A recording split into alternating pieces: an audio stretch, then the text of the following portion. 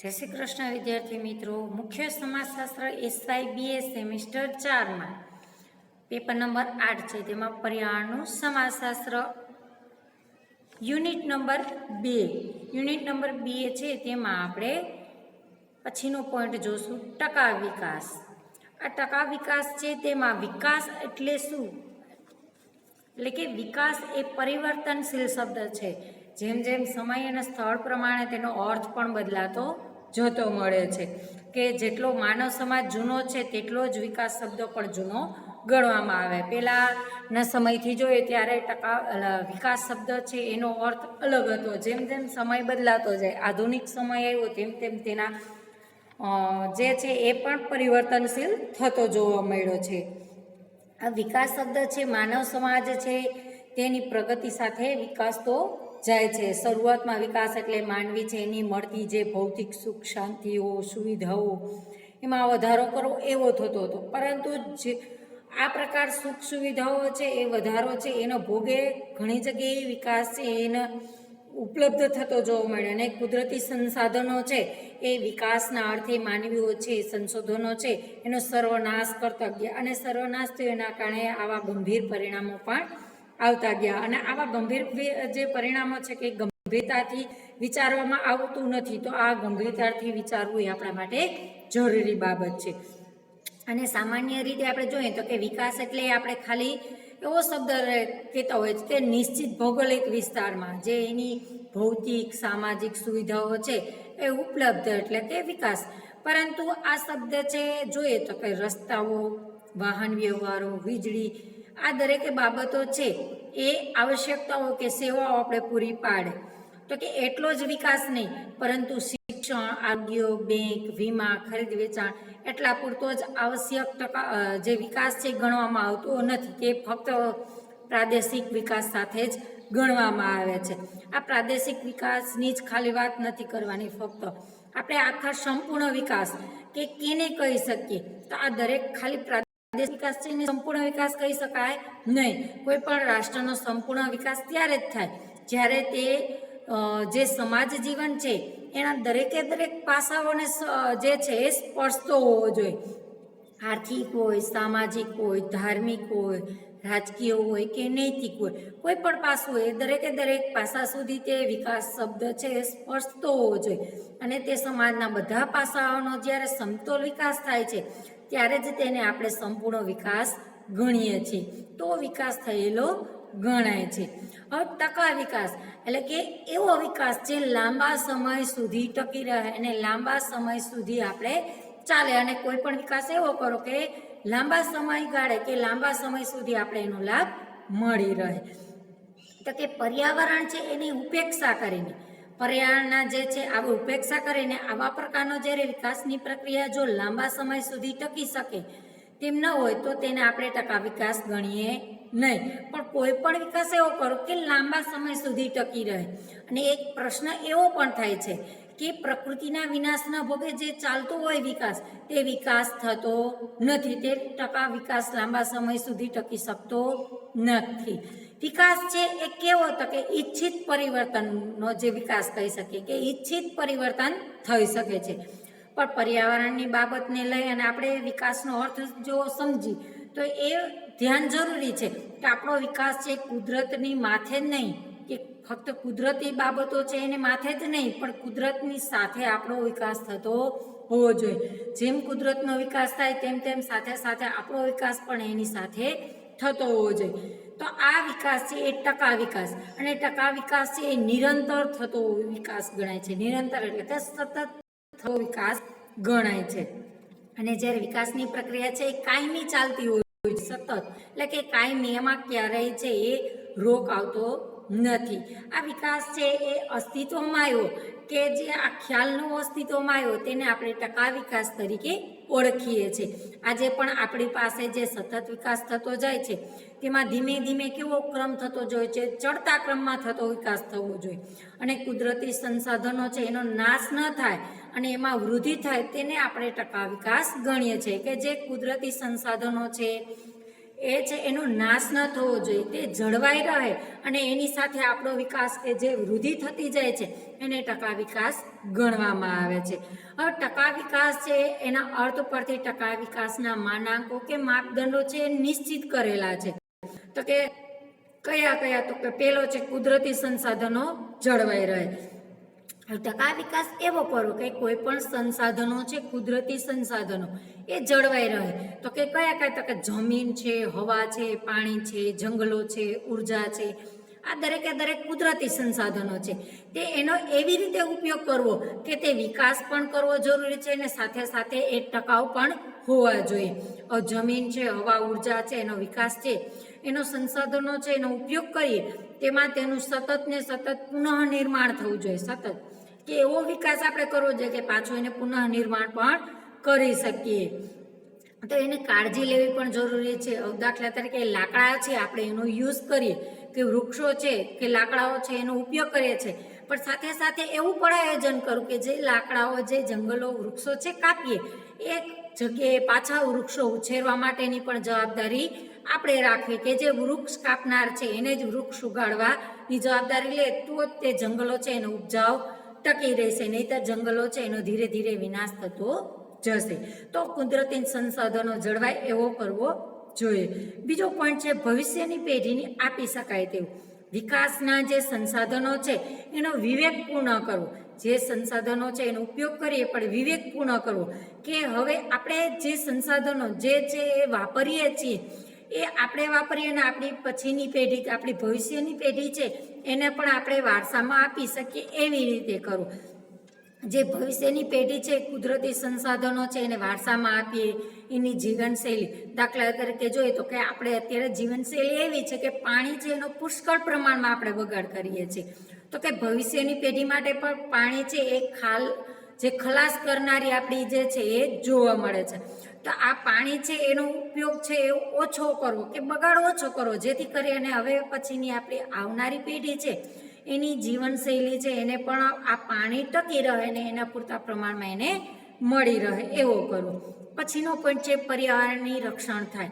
પર્યાવરણનું રક્ષણ થાય તો કે ટકા વિકાસ એવો કરવો કે પર્યાવરણનું રક્ષણ થાય, સાથે સાથે આપણો પણ વિકાસ થાય.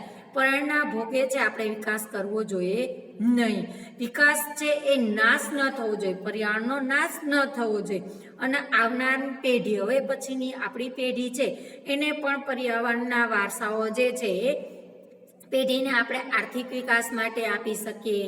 પર્યાવરણનું રક્ષણ એવી રીતે કરવું કે હવે પછીની પેઢી છે એને પણ એ મળી રહે અને પર્યાવરણના રક્ષણ થાય, એના વિકાસ થાય, એના કાર્યક્રમો જે છે એ નિશ્ચિત કરવા, જેથી કરી અને આપણી પર્યાવરણનું રક્ષણ કરશું તો હવે પછીની આપણી આવનાર પેઢી છે એને પણ મળી રહે એવી રીતે થવું જોઈએ. દાખલા તરીકે આપણે જોઈએ તો કે ઔદ્યોગિક સંસ્થાઓ છે એ પ્રદૂષણ તો ઊભું કરે છે, તો સાથે સાથે પ્રદૂષણ નિવારણ માટેના પણ તેમને વ્યવસ્થા કરવી કે તે ઉદ્યોગોએ પોતાની આસપાસમાં વૃક્ષોનું રોપણ કરવું, તો કે જેથી કરી અને એના દ્વારા પ્રદૂષણ છે એમાં શોષાઈ જાય, તો આ પણ પર્યાવરણનું રક્ષણ એની સાથે થશે. પછીનો પોઈન્ટ છે માનવ સુખાકારી અને તકો જળવાઈ રહે. માનવી છે એ પોતાની પર્યાવરણનું રક્ષણ તો થાય છે, સાથે સાથે પોતાની સુખાકારીની તકો પણ જળવાઈ રહે કે પોતાનું જે પ્રદૂષણ ઓછું થાય અને એવી રીતે સુખાકારી માનવીએ કરવાની છે કે પોતે જે પ્રદૂષણમાંથી કે માનવી જે પર્યાવરણમાંથી જે બાબતો મેળવે છે પોતાને સુખાકારી, તો એનામાં નિવારણ માટેના પણ પ્રયત્ન કરવા જોઈએ, જેથી કરી અને માનવી પોતાનું આરોગ્ય સારું રહે અને પોતે સારી રીતે કાર્ય કરી શકે અને પર્યાવરણનું રક્ષણ થાય, સાથે સાથે કુદરતી સંસાધનોને ટકી રહે અને માનવી છે એની સુખાકારીની તકો પણ પૂરતા પ્રમાણમાં મળી રહે અને જળવાઈ પણ રહે, તો તે ટકા વિકાસ થયેલો ગણાય છે. અને માનવી છે આવી રીતે દરેકે દરેક સુખાકારીની તકો જળવાઈ રહે એવું કાર્ય કરવું. પછીનો પોઈન્ટ છે ટકા વિકાસનું તત્વજ્ઞાન.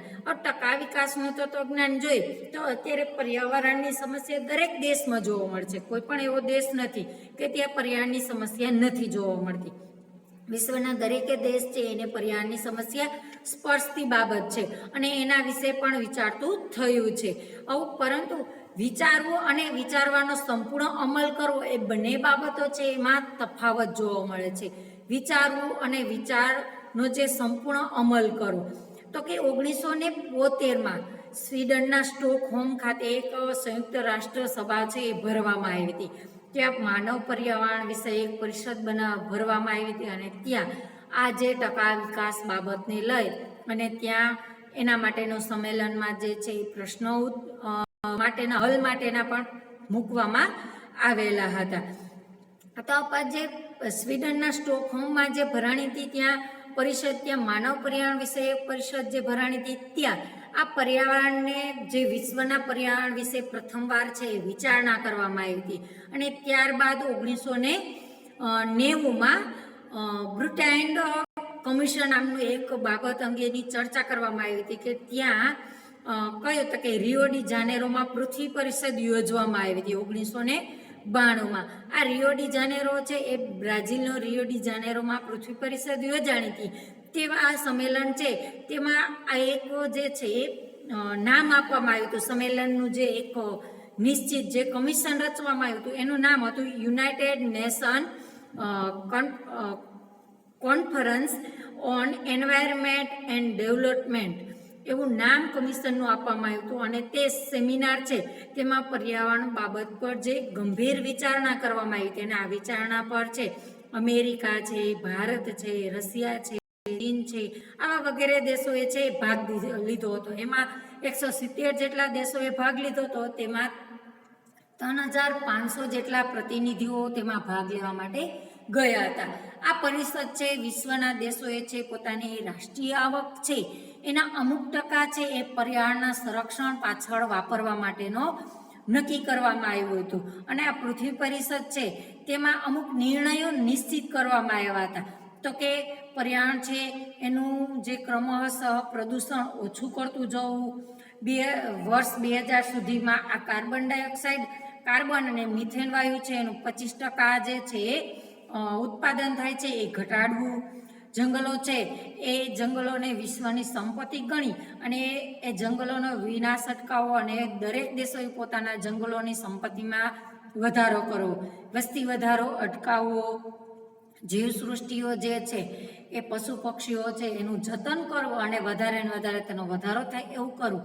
અને બીજો હતો તો કે પર્યાવરણની માત્રામાં જે પ્રદૂષણ છે એની માત્રામાં ઘટાડો કરવો, પ્રદૂષણ ન થાય તેવી ઉર્જાના સાધનો છે એ વાપરવા અને એવા ઉર્જાના સાધનો છે વપરાશ વધારો થાય તેને પ્રોત્સાહિત કરવા. અને વિકસિત દેશોએ આવી બાબતો છે એ કરવા પ્રત્યે દરેકને મદદરૂપ થવું.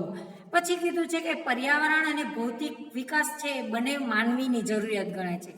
પર્યાવરણ પર જરૂરિયાત છે અને ભૌતિક વિકાસ પણ માનવી માટેની જરૂરિયાત છે.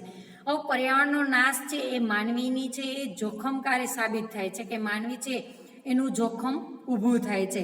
અને ભૌતિક વિકાસ છે જો રૂંધાઈ જશે તો એની અસર છે અલ્પ વિકસિત દેશો છે એના પર પણ એની અસર જોવા મળશે. હવે જો આવી અસર છે એ વિચારણા કરવી કે વિકાસ પાછળ છે ખાલી માત્ર ભૌતિક સુખ સુવિધાઓ કે સમૃદ્ધિ જ નહીં પણ પર્યાવરણ અને માનવી છે એનો વિકાસ પણ બંનેનો થાય એના દ્વારા એને પ્રત્યે છે દરેક દેશોએ ધ્યાન આપવું જરૂરી ગણાય છે. અને આ પૃથ્વી પરિષદ છે તેમાં ટકા વિકાસની બાબતો પર વધારે ભાર મૂકવામાં આવ્યો હતો કે ભૌતિક સુખ સુવિધાઓ છે, ભૌતિક વિકાસ છે, પર્યાવરણની જાળવણી છે, આ દરેક બાબતો પર ધ્યાન આપવું અને તેનો અમલ છે એ કરવો જરૂરી છે. અને જો આ દરેકનો અમલ કરવામાં આવશે તો પૃથ્વી પરિષદના જે ધ્યેયો છે એ કે જે હેતુઓ છે એ સફળતાપૂર્વક પાર પાડી શકશું.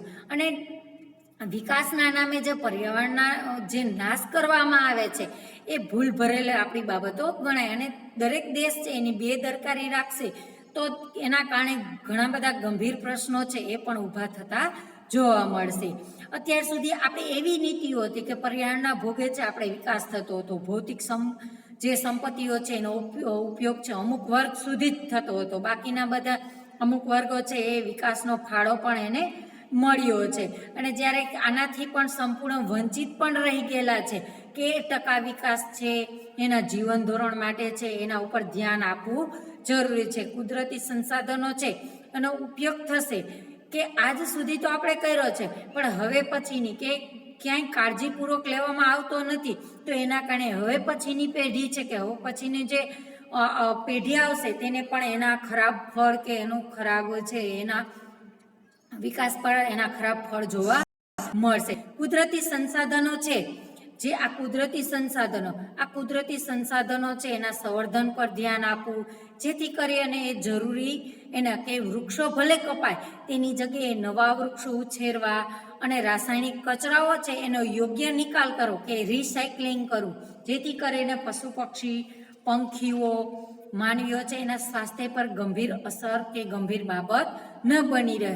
આ દરેક બાબતો છે એનો સામનો કરવા માટે લોક ભાગીદારી હોવી જરૂરી છે. લોકોને સતત જાગૃત કરતા રહેવા, જેથી કરી અને કાયદાઓ વધુ મજબૂત બનશે અને દરેક લોકો છે એનું ધ્યાન પણ એ બાબત દોરાશે, જેથી કરીને પર્યાવરણની જાળવણી માટે માનવી છે વિવિધ પોતાની જરૂરિયાતો સંતોષાશે અને વિકાસ અને પર્યાવરણ બને છે એનું સંતુલન જળવાશે અને આવી રીતે ટકાઉ વિકાસ છે એ વધારે આગળ થતો જે ટકા વિકાસ છે એનો વધારે ને વધારે આગળ છે એ વધતો જોવા મળશે, જેના દ્વારા છે એ લાંબા સમય સુધી આપણે ટકાઉ વિકાસ કરી શકશું. થેન્ક યુ વિદ્યાર્થી મિત્રો.